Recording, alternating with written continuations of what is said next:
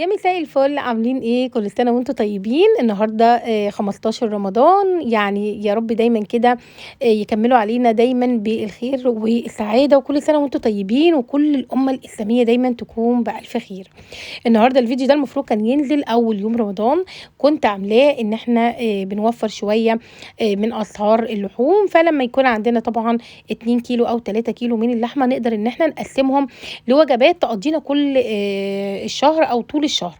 فالنهارده الفيديو ده بجد حلو جدًا، موفّر أوي. أتمنى إن أنتم إن شاء الله تتابعوا الفيديو للنهاية، علشان اللي ما بيعرفش يوفّر كده في طبعًا الوجبات، فنقدر إن إحنا مع بعض كده ناخد أفكار من بعضنا، ونحاول بقدر الإمكان إن إحنا نوفّر مع بعض، لإن الأسعار صراحة اليومين دول بقت غالية جدًا، فكلنا محتاجين الفيديوهات اللي زي دي إن إحنا نعمل كل الوجبات اللي إحنا بنحبها وما نحرمش أولادنا، وفي نفس الوقت إن إحنا برضه نكون حكيمين شوية.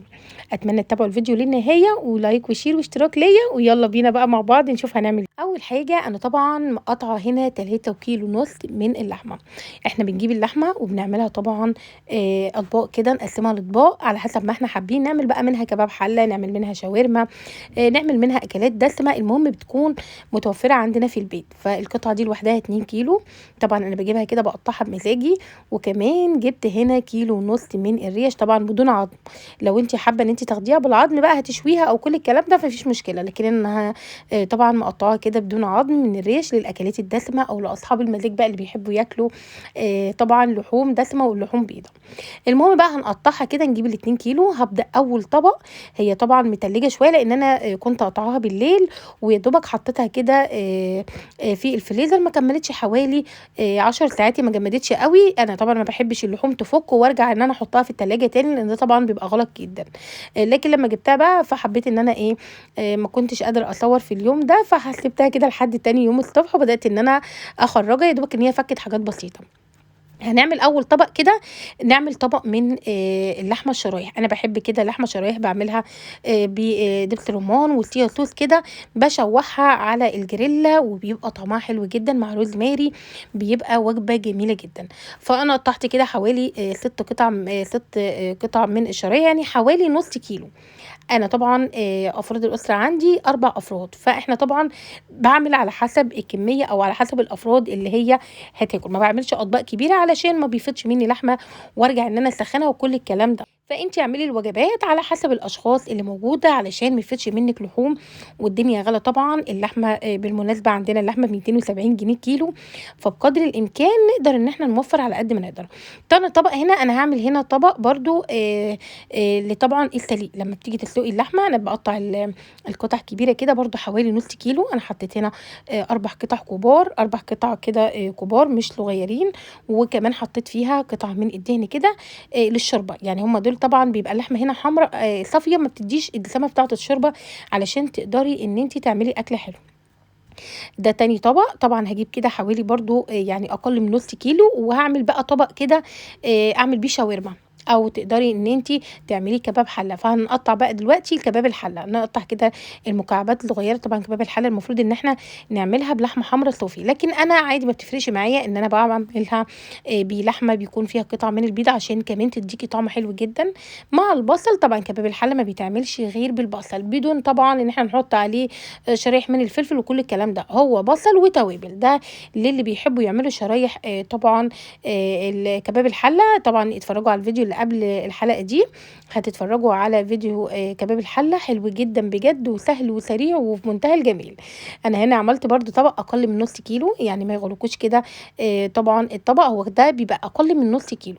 القطع بتاع كباب الحلة قد المكعب كده، أو قد علب الكبريت الصغيرة. هنبدأ بقى قطعة اللحمة دي حوالي نُص كيلو أو أقل كمان من نُص كيلو، هنعملها بقى كده إيه، شاورما.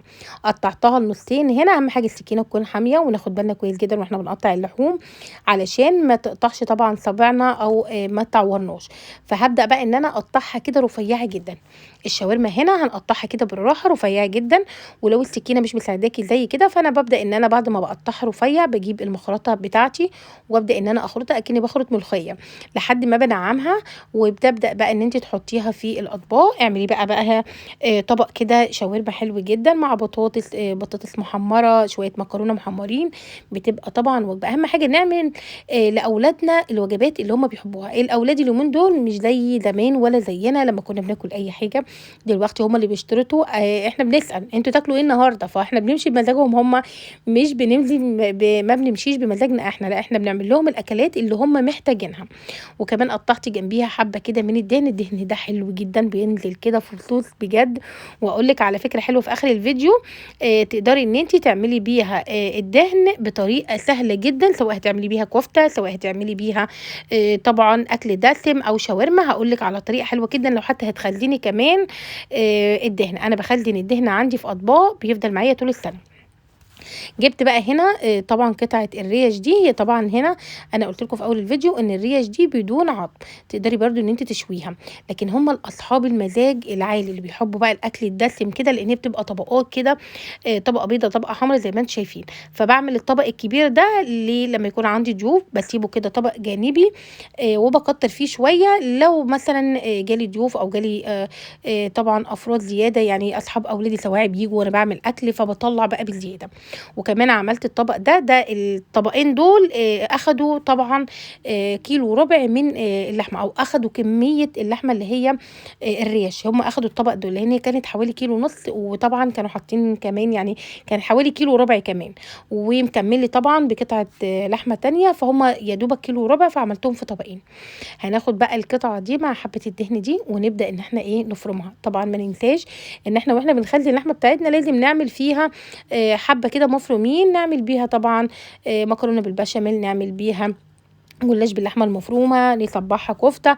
المهم إن إحنا لازم يكون عندنا لحمة مفرومة في البيت لأي حاجة أو لأي طوارئ، لإن طبعًا الكفتة أهم حاجة في البيت. المكرونة البشاميل دايمًا بتبقى مطلوبة مننا، وتقدري بقى إن أنتِ بتخزّني اللحمة. ده طبق برضه حلو حوالي نُص كيلو كده زي ما أنتم شايفين، أو أقل كمان من نُص كيلو. هنا طبعًا أنا خلّصت ال3 كيلو ونُص وعملت بيهم ما شاء الله 7 وجبات حلوين جدًا. هنا الفكرة إن أنا باقول لِك على الدهن، إن أنا باجيب الدهن وبيبقى ساقع جدًا، بيكون متلج، وبابدأ بقى إن أنا بابشره بالمبشرة، بينزل معاكم ما شاء الله زي الخرز زي ما أنتم شايفين في الفيديو كده. تعمليه في أطباق وتغلفيها وتحطيها في الفريزر لمّا تحبي دهنة أو تحبي إن أنتِ تحطي على كفتة، فتقدري إن أنتِ تطلّعي الكمية اللي أنتِ محتاجاها. هنا خلّصنا ما شاء الله، عملنا لحمة مفرومة، عملنا وجبة من كباب الحلة، وعملنا شاورما، وعملنا لحمة عادية تقدري إن أنتِ تعمليها.